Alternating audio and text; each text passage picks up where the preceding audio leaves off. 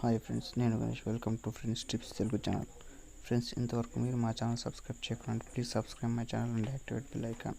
Friends, ఈ వీడియోలో అయితే నేను మీకు ఈరోజు ఎంఐలో మై మొబైల్లో డ్యూయల్ యాప్స్ ఎలా క్రియేట్ చేయాలో చెప్తాను. ఫ్రెండ్స్, ఇది ఎంఐలో అయితే మనకు చాలా ఈజీ.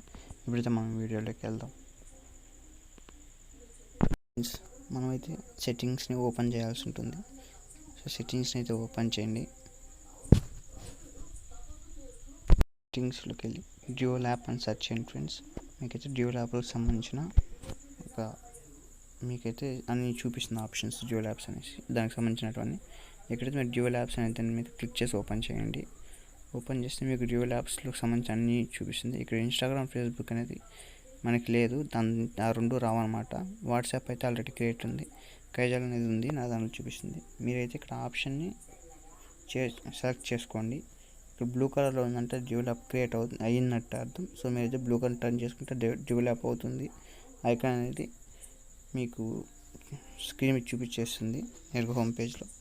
సో ఈ యాప్స్ అన్నీ మీరైతే డ్యూయల్ యాప్స్గా చేసుకోవచ్చు, అంటే ఒకేసారి రెండు వాడుకోవచ్చు 2 అకౌంట్స్తో.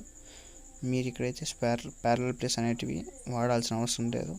నేరుగా ఎంఐ ఫోన్లో అయితే మీరు నేరుగా డ్యూయల్ యాప్స్ అయితే చేసుకోవచ్చు. ఇది ఫ్రెండ్స్, నేనైతే డ్యూయల్ యాప్ని క్రియేట్ చేసిన జియో సాంగ్కి, అదైతే మీరు ఇక్కడ చూడొచ్చు. సో ఇలా మీరు సింపుల్గా డ్యూయల్ యాప్స్ క్రియేట్ చేసుకొని ఈజీగా వాడుకోవచ్చు. ఫ్రెండ్స్, ఇలాంటివి నేను మీకు పనికొచ్చేటివి చాలా అయితే వివరిస్తూ ఉంటాను సింపుల్గా.